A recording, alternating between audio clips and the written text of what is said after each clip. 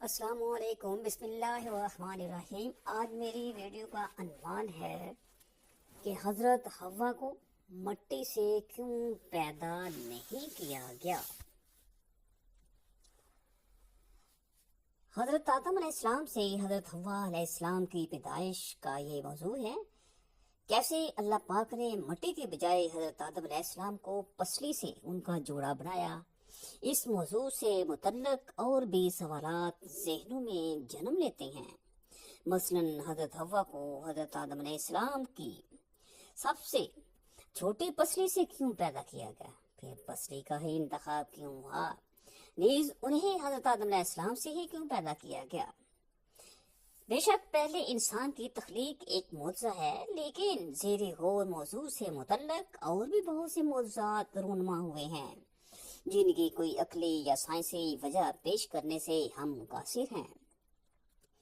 چنانچہ اللہ تعالیٰ نے حضرت آدم علیہ السلام کو بغیر ماں باپ کے اور حضرت عیسیٰ علیہ السلام کو بغیر باپ کے معجزانہ طور پر پیدا فرمایا ہے، جس سے ثابت ہوتا ہے کہ اگر اللہ تعالیٰ چاہے تو کسی بھی جاندار کو بغیر باپ یا بغیر ماں یا بغیر ماں باپ کے پیدا فرما سکتا ہے۔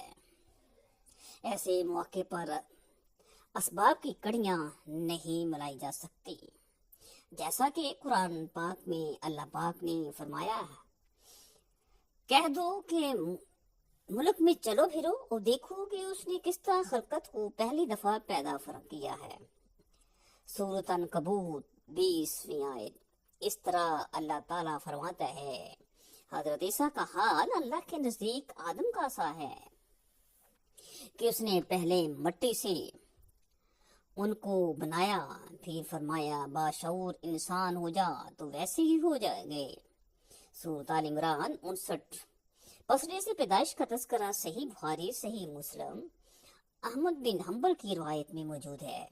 ارشاد نبوی ہے، جو شخص اللہ اور یوم آخرت پر ایمان رکھتا ہے وہ اپنے پڑوسی کو ایذا یعنی کہ تکلیف نہیں پہنچاتا۔ عورتوں کے بارے میں بھلائی کی نصیحت کو قبول کرو، وہ پسلی سے پیدا ہوئی ہے۔ پسلی کا سب سے ٹیڑھا حصہ اس کا اوپر والا حصہ ہوتا ہے۔ اگر تم اسے سیدھا کرنے لگو گے تو اسے توڑ بیٹھو گے، اور اگر اسے یوں ہی چھوڑ دو گے تو وہ ٹیڑھی ہی رہے گی۔ عورتوں کے بارے میں خیر خواہی کی نصیحت کو قبول کرو۔ اس سے معلوم ہوتا ہے کہ اس حدیث کا مقصد عورتوں کی تربیت اور گھر کے نظم و نسق کے بارے میں بتانا ہے۔ لہٰذا اگر آپ جلدی میں عورت کی اصلاح کی کوشش کریں گے تو آپ اسے توڑ بیٹھیں گے، اگر آپ نے اس کی اصلاح کو نظر انداز کر دیا تو وہ ٹیڑھی ہی رہے گی۔ اس بات کی وضاحت کرتے ہوئے آپ صلی اللہ علیہ وسلم نے ایک بہت اہم پہلو کی طرف توجہ دلائی ہے، وہ یہ کہ عورتوں میں مردوں کی بنسبت کجروی کے پیدا ہونے کا زیادہ امکان ہوتا ہے۔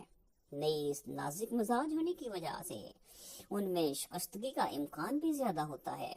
در حقیقت حدیث شریف کا اصل مقصد حضرت آدم علیہ السلام کی پسلی سے حضرت حوا علیہ السلام کی تخلیق کی وضاحت کرنا نہیں ہے، بلکہ اس طرف اشارہ کرنا ہے کہ اگر عورت کو اپنے حال پر چھوڑ دیا جائے تو اس میں کجروی باقی رہتی ہے، اور اگر اسے جلد بازی میں سیدھا کرنے کی کوشش کی جائے تو اس کا نتیجہ شکستگی کی صورت میں نکلتا ہے۔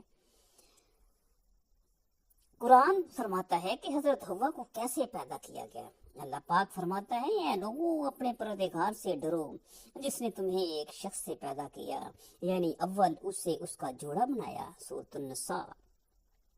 اسی طرح اللہ پاک سورۃ الزمر کی آیت نمبر 6 میں فرماتا ہے، اس نے تم کو ایک جان سے پیدا کیا، پھر اس سے اس کا جوڑا بنایا۔ سورۃ الزمر آیت نمبر 6۔ یہ تعبیر قابل غور ہے۔ اسے ثابت ہوتا ہے کہ اللہ تعالیٰ نے حضرت حوا علیہ السلام کو حضرت آدم علیہ السلام کی ذات کی بجائے ان کی ماہیت سے پیدا کیا ہے۔ یہ بہت باریک نقطہ ہے۔ نفس آدم ماہیت آدم سے مختلف چیز ہے۔ مثلا انسان کے بارے میں کہا جاتا ہے کہ اس کی لمبائی، وزن اور خد و خال ایسی ہیں، نیز اس کی ایک ماہیت ظاہری عالم، باطنی عالم، فکر اور اللہ تعالیٰ سے قرب یا دوری ہے۔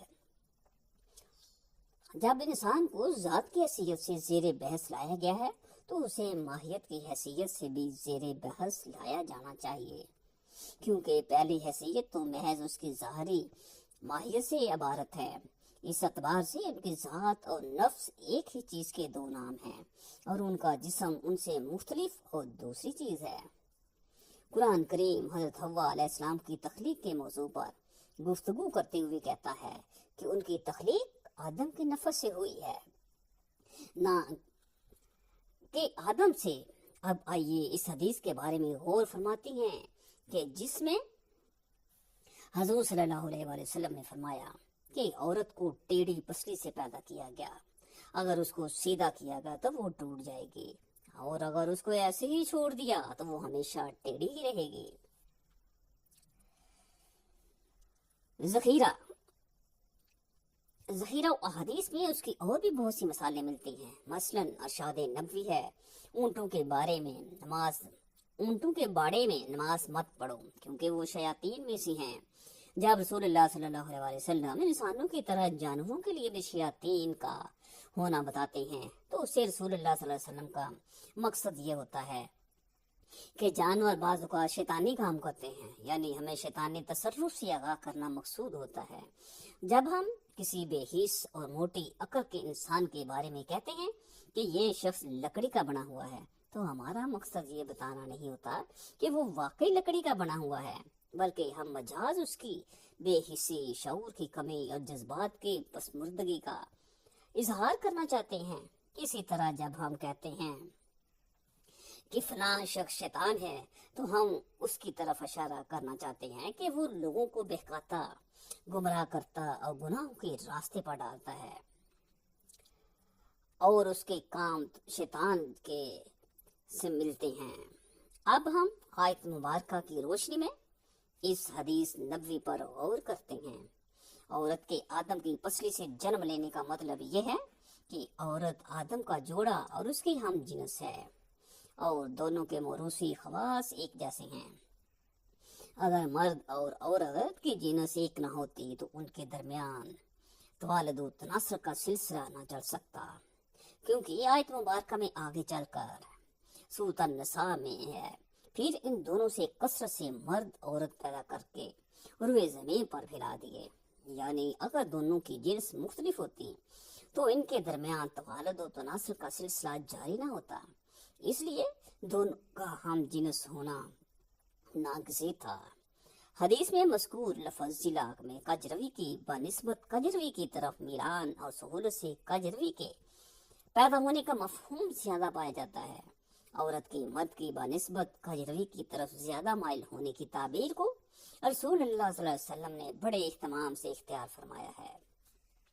اس معاملے میں دو رائے نہیں ہو سکتی، کیونکہ عملی صورتحال اس پر شاہد ہے کہ غافل اور گمراہ لوگ دوسروں کو بہکانے کے لیے عورتوں کو آلہ کار کے طور پر استعمال کرتے ہیں۔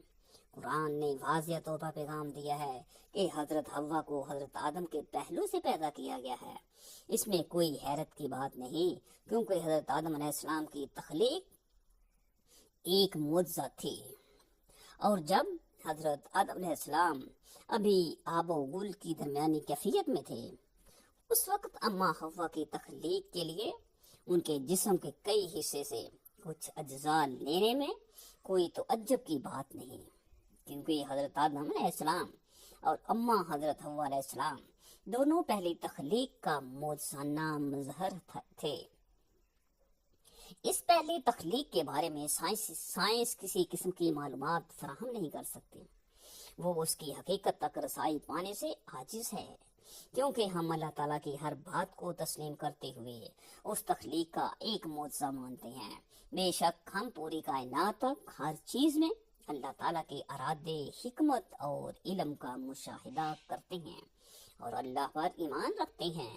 دوسرے لفظوں میں ہم اس بات کو دل و جان سے تسلیم کرتے ہیں کہ اللہ پاک ہی اس کائنات اور کائنات میں موجود ہر چیز اور جاندار کا خالق اور مالک ہے۔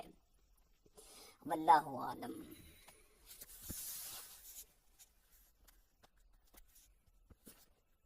وما علینا الا البلاغ المبین۔